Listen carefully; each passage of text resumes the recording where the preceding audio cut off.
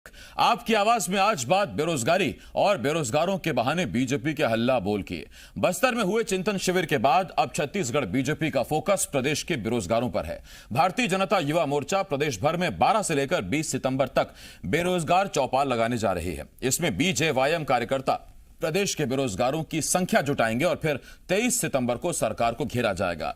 वैसे 2018 में हुए विधानसभा चुनावों से पहले कांग्रेस ने अपने मैनिफेस्टो में बेरोजगारों को 2,500 रुपए हर महीने बेरोजगारी भत्ता देने का ऐलान किया था, जो अभी तक नहीं मिला है। अब सियासत इस मामले पर एक्टिव तो है, लेकिन सवाल यह है क्या ऐसे रोजगार मिलेगा?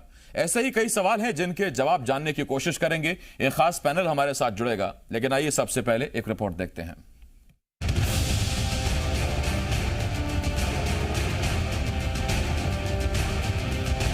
बस्तर में चिंतन शिविर के बाद अब छत्तीसगढ़ बीजेपी बेरोजगारी को लेकर बघेल सरकार पर हमलावर हो गई।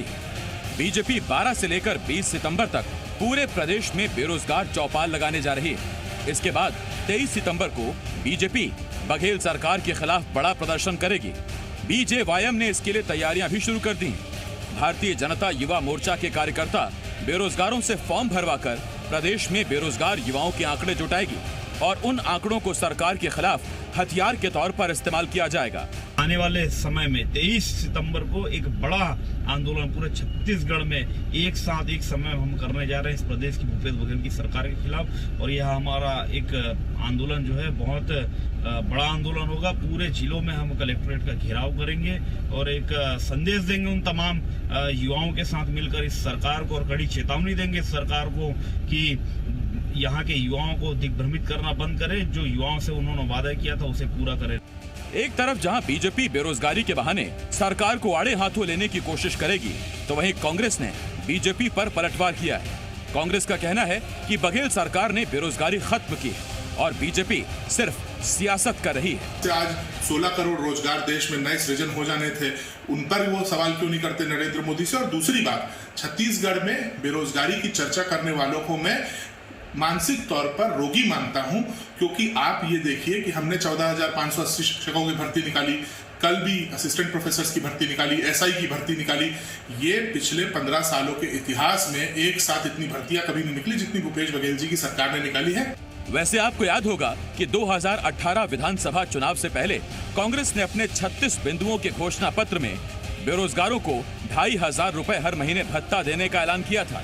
लेकिन आधे से ज्यादा कार्यकाल बीत जाने के बाद अभी तक सरकार बेरोजगारों को बेरोजगारी भत्ता नहीं दे पाई।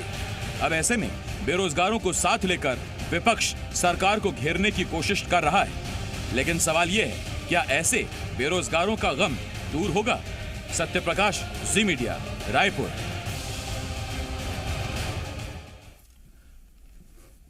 और दो सहयोगी हमारे साथ जुड़ रहे हैं। हमारे साथ दो मेहमान हैं, खास तौर पर उमेश घोरमोड़े साहब बीजेपी के तरफ से हमारे साथ है, और कांग्रेस की तरफ से सुबोध हरितवाल साहब हमें ज्वाइन कर रहे हैं।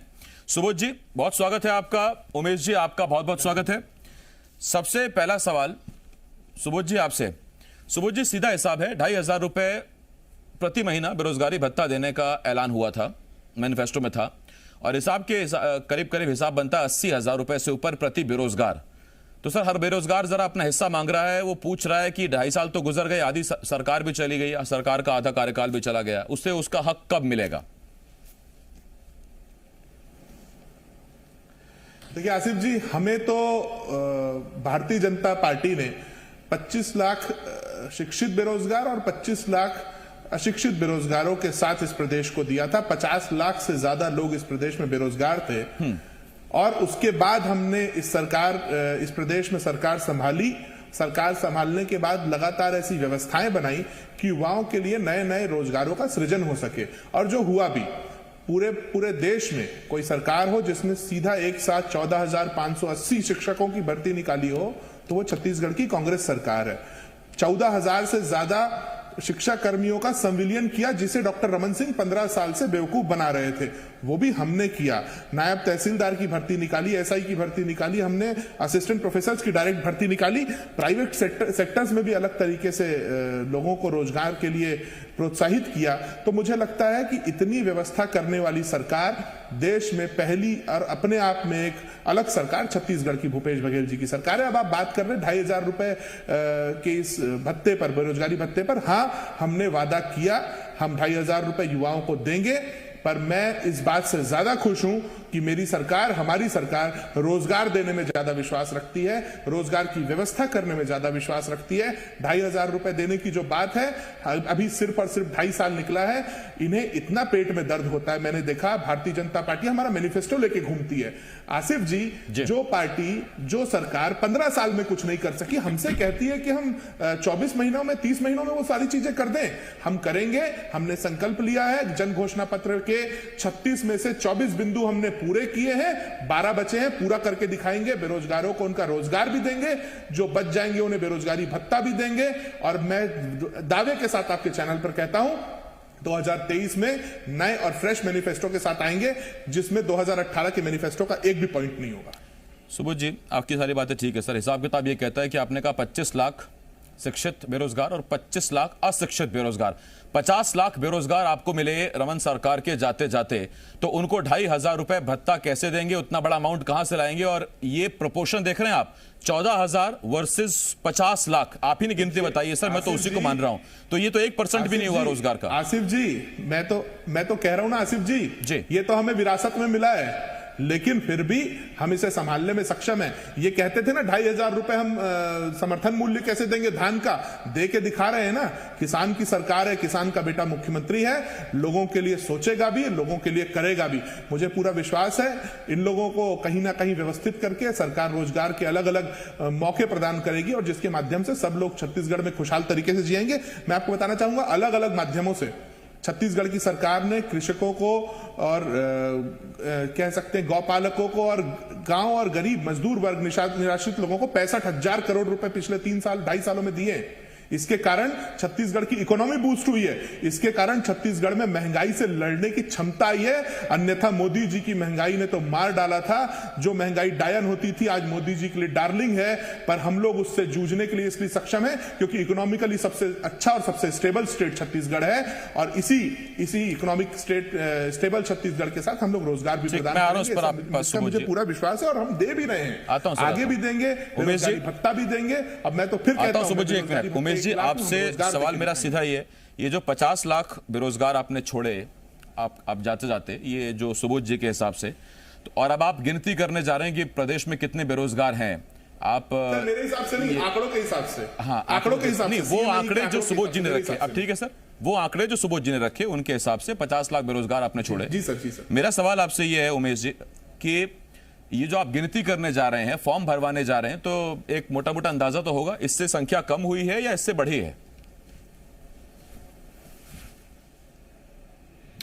देखिए आसिफ जी, जिस प्रकार से लगातार 2018 राजीव गांधी जी की जन्म जयंती से खास करके युवाओं के विषय को लेकर के कांग्रेस ने, और सुबोध जी उस समय यूथ कांग्रेस को लेकर के इन्होंने खुद फॉर्म भराने का काम किया था, और जिस प्रकार से तब से लेकर के आज तक लगातार छत्तीसगढ़ के युवाओं को छलने और ठगने का काम चल रहा है, उसकी वस्तु स्थिति की जानकारी लेने के लिए, क्योंकि लगातार अगर छत्तीसगढ़ में हम देखेंगे तो मुख्यमंत्री जी भी इसको लेकर के, बेरोजगारी के विषय को लेकर के अपना चेहरा चमकाने में लगे हुए हैं, बड़े बड़े पोस्टर लगा करके रोजगार देने का दावा करने में लगे हुए हैं। तो उस वस्तु स्थिति की जानकारी लेने के लिए भारतीय जनता युवा मोर्चा धरातल पर युवाओं के बीच में मैं भी बेरोजगार, रोजगार दो भूपेश सरकार, इस नारे के साथ उन युवाओं के बीच में जा रहा है। और सुबोध जी लगातार जिक्र कर रहे थे रोजगार देने का और तमाम तरह के विषयों का। बेरोजगारी भत्ते पे तो मैं अभी आ ही नहीं रहा हूं, ये रोजगार को लेकर के जिक्र कर रहे थे इन्होंने। जी जी सूबेदार भर्ती, सब इंस्पेक्टर भर्ती का इन्होंने जिक्र किया और ये उसका भी श्रेय लेने से नहीं बचे। मैं इनको याद दिलाना चाहूंगा कि हमारी सरकार के समय में इस प्रक्रिया को आगे बढ़ाया गया और आज 3 वर्ष बीत चुके हैं, चाहे सब इंस्पेक्टर भर्ती प्रक्रिया की बात हो या फिर प्लाटून कमांडर भर्ती प्रक्रिया की बात हो या सूबेदार भर्ती प्रक्रिया की बात हो। 3 वर्ष बीत चुके हैं। उस भर्ती प्रक्रिया को लटका करके छत्तीसगढ़ के युवाओं के भविष्य को अधर में लटकाने का काम भूपेश बघेल जी की सरकार ने किया है। पुलिस भर्ती की अगर हम बात कर लें, जो सिपाही की भर्ती हो रही थी 2017 में, आवेदन निकालते हैं 18 के अंदर में उसकी प्रक्रियाएं आगे बढ़ती है, उसकी परीक्षा भी हो जाती है, उसके बाद उसको लगातार 2021 तक लटकाने का काम करते हैं कांग्रेस की सरकार में। अगर हम शिक्षक भर्ती की भी बात कर लें तो शिक्षक भर्ती को लेकर के किस प्रकार से मुख्यमंत्री भूपेश बघेल जी का असम से लेकर के नेशनल मीडिया के अंदर में बयान आता है, लेकिन वस्तु स्थिति जब छत्तीसगढ़ के अंदर में हम देखते हैं तो वह वस्तु स्थिति आज भी शून्यता की ओर ही है। और शिक्षक भर्ती को लेकर के शून्यता तो नहीं है सर, बहुत लोगों की पोस्टिंग हुई है, ज्वाइनिंग मिल गई है, लोगों ने अपना काम शुरू कर दिया है। उमेश जी, आप तो अपडेटेड होंगे इस पे। जी आसिफ, उसी पे आ रहा हूं। क्या 100% लोगों ने ज्वाइनिंग ले ली है? इस बात का जवाब क्या कांग्रेस के मित्र मुझको देंगे? और लगातार अभी ये तहसीलदार भर्ती और तमाम तरह की भर्तियों की बात कर रहे थे, अगर पीएससी के माध्यम से भर्ती का ही अगर हम जिक्र कर लें तो इनकी सरकार आने के बाद से लगातार पीएससी में भी अनियमितताएं निकल करके आई हैं, ताता पानी जैसे विषय निकल करके आए हैं और लगातार चाहे वीडियोग्राफी का विषय हो, लगातार जो पीएससी के अभ्यर्थी हैं उन्होंने ऐसा पहली बार हुआ है जब पीएससी की विश्वसनीयता पर ही सवाल उठाया गया है। अगर हम बेरोजगारी भत्ता की बात करते हैं, जैसा कि आपने भी जिक्र किया, 32 महीने हो गए इनकी सरकार को, रोजगार के नाम पर इन्होंने लगातार छलने और ठगने का काम किया। अभी सुबोध जी कह रहे थे कि हम वह बेरोजगारी भत्ता देंगे। मैं तो सुबोध जी से सीधे तौर पर पूछना चाहूंगा, आप राजनीतिक दल के कार्यकर्ता है, मैं भी राजनीतिक दल का कार्यकर्ता हूं, आप जनता के बीच में गए थे, युवाओं के बीच में गए थे 2018 के अंदर में जब आपकी सरकार नहीं थी, आपने फॉर्म भरवाए थे, वो फॉर्म आपने कहां छुपा करके रख दिए हैं? नहीं तो शायद उसी के आधार पे तो कह रहे हैं। मैं आता हूं उमेश जी आपके पास, वेबसाइट बनाने का काम उसी के आधार पे तो कह रहे हैं सुबोध जी की क्या बेरोजगार थे उस वक्त। अब आप भी अपने आंकड़े लेके आइए। उमेश जी एक मिनट आता हूं आपके पास। सुबोध जी आपसे सवाल है सर, डेफिनेशन क्या है बेरोजगारी भत्ते की? बेरोजगारी भत्ते की डेफिनेशन यही है कि यदि आपके पास रोजगार नहीं है तो मान सम्मान से आप भी जी सके, इसके लिए सरकार की तरफ से एक मुश्त भत्ता आपको दिया जाएगा। अब जिसके पास पिछले 2.5 साल से रोजगार नहीं है, वो चाहे भाजपा सरकार से बेरोजगारी लेकर आ रहा हो या आपके सरकार में बेरोजगार हो गया हो कोरोना काल की वजह से, अन्य वजहों से, तो क्या वो बेरोजगारी भत्ते का हकदार नहीं? जबकि घोषणा आप ही ने की थी, उसने मांगा नहीं, आपने कहा हम देंगे। बिल्कुल आसिफ जी, बिल्कुल हकदार है। पिछले लगभग 1.25 सालों से प्रदेश वित्तीय संकटों से जूझ रहा है क्योंकि हम कोरोना से जूझ रहे हैं। और ये ही रोना जब मोदी जी रोते हैं तो भारतीय जनता पार्टी कहती है कि सही है, और अगर हम कहते हैं कि वित्तीय संकट के कारण हम इन चीजों को थोड़ा सा लेट कर रहे हैं तो भारतीय जनता पार्टी कहती है कि करके दिखाइए। मैं फिर आता हूं पॉइंट पर आसिफ जी, इन्होंने जो कहा उस पर कुछ कॉन्ट्राडिक्शंस मेरे हैं। इन्होंने कहा पीएससी विवादित है। पीएससी 2006, 7 और 8 में जितनी विवादित थी उतनी कभी विवादित नहीं रही। पीएससी के चेयरमैन अशोक दरबारी को जेल तक जाना पड़ा, वो आज तक कभी छत्तीसगढ़ में नहीं हुआ। इन्होंने कहा रोजगार दे दे भूपेश बघेल जी की सरकार। मैं पूछता हूं, 8 साल में मोदी जी से 16 करोड़ रोजगार तो मांगी है, 2-2 करोड़ रुपए सालाना के हिसाब से। उसके बाद मैं और बताना चाहता हूं आसिफ जी, छत्तीसगढ़ में 1,96,000 केंद्रीय सरकार से होने वाले पद भी स्वीकृत हो सकते हैं, वो क्यों नहीं देते मोदी जी? इस पर भी जवाब मांगे। अब इतनी मुद्दा विहीन हो चुकी है भारतीय जनता युवा मोर्चा क्योंकि छत्तीसगढ़ में मुद्दे नहीं है इनके पास। किसानों के लिए मुद्दे नहीं है, युवाओं के लिए मुद्दे नहीं है, महिलाओं की सुरक्षा पर मुद्दे नहीं है, कोई मुद्दे नहीं है। इनके पास सिर्फ 2 मुद्दे हैं। ये लोग हमारा ही मैं भी बेरोजगार को लेकर के रोड पर निकल रहे हैं, और दूसरा ये लोग धर्मांतरण पर सिर्फ बात करते हैं, जो धरातल पर ऐसा कुछ भी नहीं है।